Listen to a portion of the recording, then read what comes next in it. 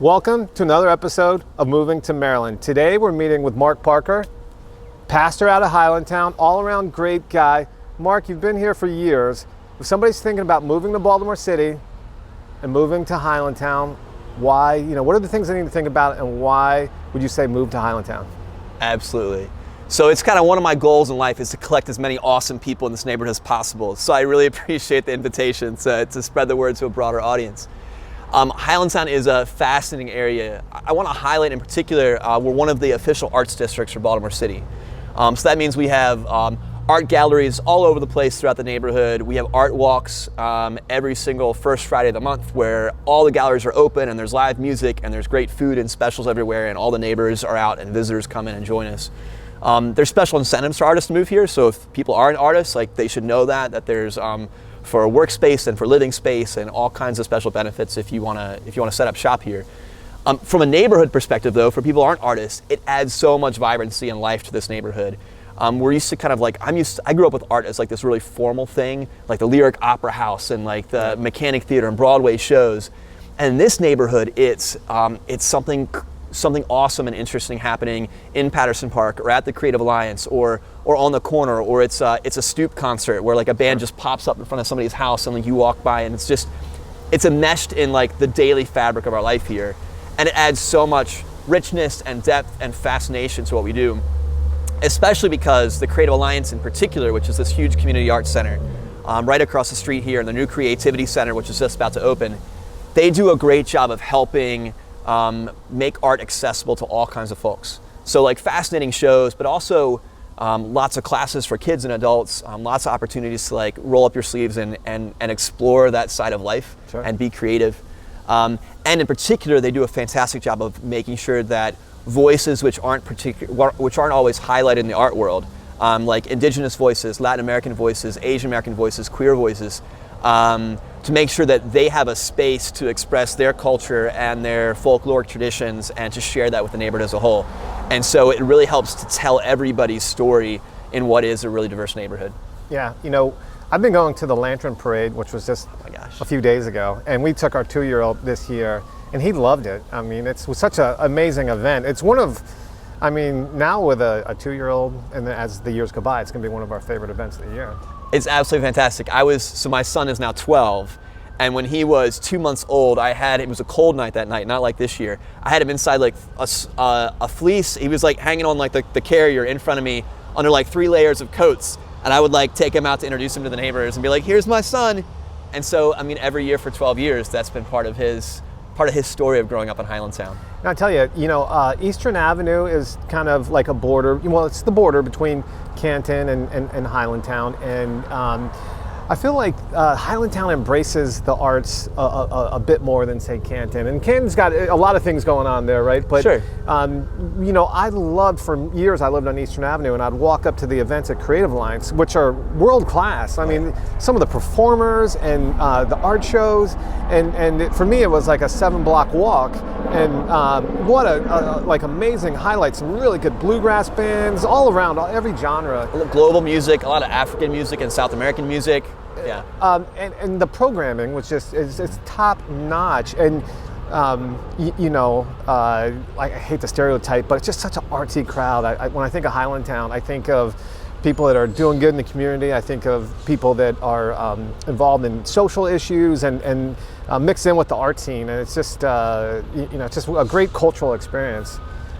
And even our schools get in the mix too. Obviously art is and should always be a part of elementary, middle school life, but because the Creative Alliance is here, and because the Arts District is here, and because there's so many neighbors and parents who that's part of their skill set or their interests, it really gets well integrated into our local school programs, whether that's Orc Kids or the Creative Alliance going on site and doing really great stuff, or individual parents coming in and sharing their musical gifts or their kind of creative gifts with the classes. So it really helps it's not just kind of the Creative Alliance and a few other galleries. Right. It really, as you said, it kind of spreads out into the neighborhood DNA. Oh God, even things, we've been a big sponsor of the Highlandtown Basement Tour for many years, and people open up these houses that are just there's a diverse range of houses on that tour, and what a great neighborly community building event. going through basements. Absolutely. Yeah, we're excited for it. It's coming up here in just a few weeks. I think November 12th. Yeah, for the first time since the pandemic. Right. And so we're really excited to show off the neighborhood again and just be together as a community. It'll be great. I of all the communities in this southeast district, Highlandtown is up there. It's just I don't know. I think a lot of people put on a propped up facade of life, and I feel like Highlandtown is more real. You know, it's that the people are real.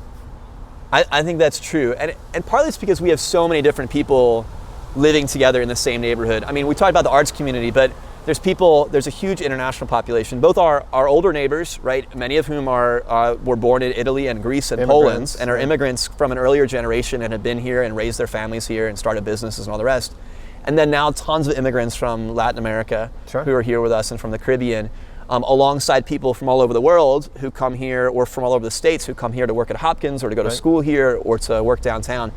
And so different education levels and cultures and backgrounds and languages, food and gifts.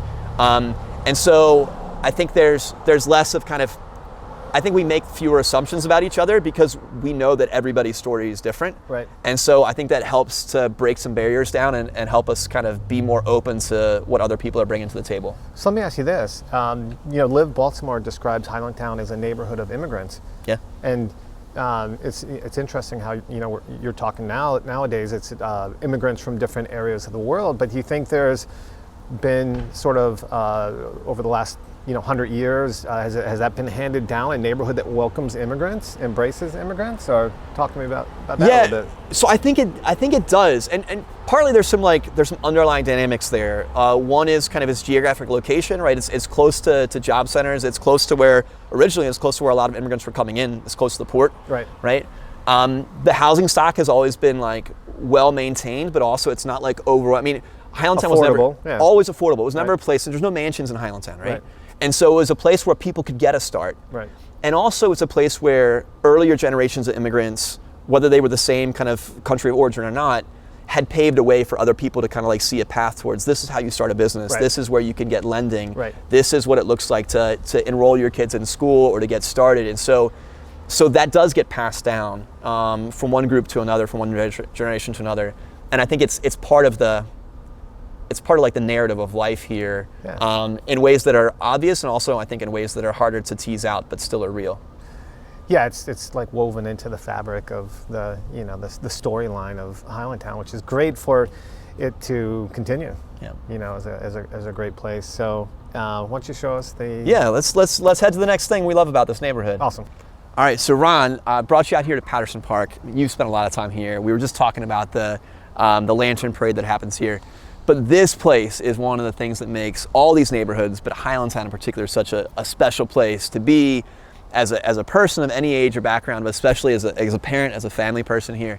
It's our backyard, right? And not only is it our backyard, but people have made it our backyard because people care about it so much. And so they volunteer and they come out and they put on programs, and all the different communities have their festivals here. It's the place where everybody comes to connect with one another, to play sports, to recreate, to just hang out with friends.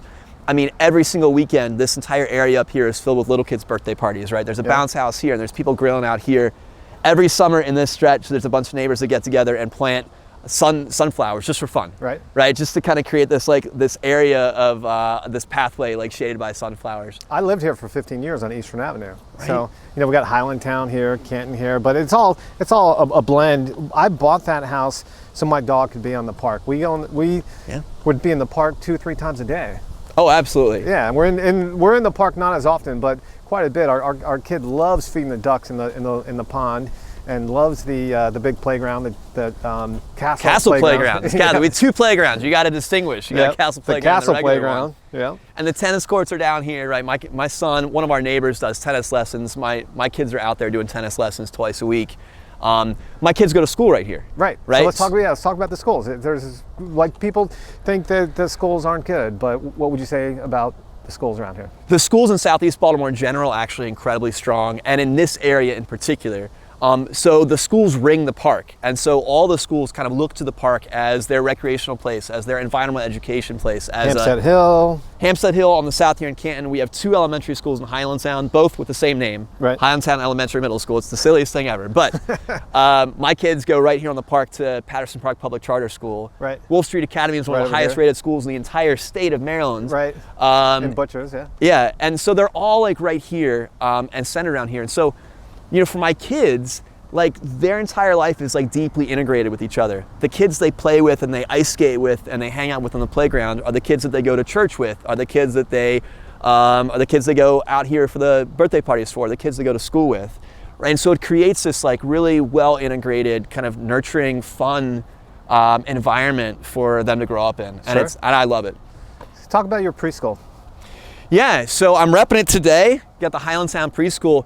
One of the things we noticed was that that there was a gap between when parents were having kids and they loved being in the neighborhood, and they maybe were open to having their kids in local elementary and middle school, but they had a child care need, an early childhood education need that wasn't being met because there were so few options in the area, especially ones that were affordable and that were of a high quality. And so we said, hey, listen, we want to do that. We want to help families stay in this neighborhood. We want to help build community and connect people of diverse backgrounds together and to give them a great education. So in 2018, we opened our doors. We served 2, 3, and 4-year-old students. And of our graduates so far, right, like 95% are going to Baltimore City public schools, right? In this neighborhood, or maybe they moved, you know, to a different neighborhood that had, you know, a yard instead of a park, right? Whatever. Right. Some people like that life. Right, right. But like 95% of them are here in the city, are growing up in the city, and that was what we were trying to accomplish. So it's fun and it's gratifying. Man, this is really an amazing view of the whole Hopkins complex. Yeah, especially from this angle, because we're on the next hill over, and so you can see all of Hopkins laid out on top of the hill there in the heart of East Baltimore. The main medical campus, so nursing school, medical school, public health school, plus all the hospital buildings, plus the research, and kind of everything built around it. It just keeps on growing. It does. I mean, we can see 3 cranes there right now, right? I mean, it's a massive place, and they're building plenty of residential up there too. So it's one of the things about Highlandtown is that we're essentially halfway between the main medical campus and the graduate schools, and then Johns Hopkins Bayview, which is again like their secondary medical campus here in Baltimore. And so, of course, that means access to great healthcare and all the rest. This world-class hospital. But it also means that Highlandtown is incredibly convenient. I mean, a lot of our neighbors are moving here because they're going to grad school or because they are working at one of the 2 campuses. And so so they bring with them, obviously, like an international aspect, a very professional and kind of scientific aspect. So people wind up here oftentimes because of convenience and for other reasons, and then they realize what a special place it is too. Sure. And so it's been a huge anchor, I think, for this entire section of town, but especially for Highlandtown, to be kind of in the mix with both of those institutions, to be nurtured by them, but also to kind of help shape who they are and how they relate to the community. We've been working with clients for years in healthcare, and you know, I'll Google somebody now. You know, I'll be working with somebody. They're like, yeah, we're with Hopkins, and then you Google them, you're like, oh my God, this person's like famous, like a famous, like they found a cure to something, and they're just humble and blend in. And that's the thing. When I think about, you know, Charm City, Baltimore, is the range of charming people you get to interact with, and whether they are a tugboat operator or somebody working on a cure for cancer. Like you can be sitting, you know, in a conversation with 2 people with just such a great, interesting, you know, diverse backgrounds, and that's what I find charming about Baltimore. I was on the street last week talking with a Venezuelan refugee. Huge refugee crisis in Venezuela right now. I mean, millions of people trying to flee and seek safety and political stability somewhere else. He's a lawyer. His brother was still on his way here as an engineer, right? And so people, whether they're drawn here by Hopkins, whether they come here seeking a better life or a place for themselves, they come with all kinds of different backgrounds and stories. And they're able to make a home here and set down roots and make a new beginning for themselves. And it's a really beautiful thing to be part of that and to share in their stories. Sure. Cool. Let's show us the next thing. Yeah, we got at least one more thing to do, I think. Yep, definitely. So today is the first day of early voting, so we picked a great day to be here at the library. At the Southeast Anchor Library, that's right. One of 6 early voting spots here in the city. Yeah, so let's talk about the library and what it's meant since they've redone it here in Highlandtown. How's it become a big part of Highlandtown? So let me put it this way. So actually, as we were coming over today, our preschoolers that we were just talking about were walking back across the street. So I helped block traffic for them so they could make it back to school. So I mean, kids come down here for programs and for events. My kids come here like as a special treat, like once a week after school. It's like one of the things that my wife does with them is come down, grab their books, take their books back, right? I grew up doing that at the Enoch Pratt Library main branch downtown. Sure. And like that was just like it loomed so big, physically, literally, right. But also like in my imagination as a kid, to like be open to all the ideas and all the programs and just kind of like the ways that I can learn and grow and connect with people there. So this is that anchor here, right. And especially for people who are new to the country and like are learning English or they're learning computer skills, they're looking for work, they're looking for jobs, they need to do research here, they just need a place that's like quiet and chill. It's like a community center. A community center. I love to come here and meet with people and like we'll find a quiet corner in there, one of their private meeting rooms, or sit in the garden in the back and just kind of connect and talk about things. So it's all of those things for Southeast Baltimore. They also do a great job of like pushing their programs out into the neighborhood. Sure. And into local schools. What I love about it in particular, though, is how it came to be. So the Enoch Pratt Free Library, all over the city of Baltimore, one of the great treasures of the city, and has been for, 125 years. You have one of the original branches down in Canton, sure. which just got redone the other year. Beautiful place. Highlandtown never had a branch, even though we've been here since like 1900. Right. We went down to Canton, we went up to Patterson Park.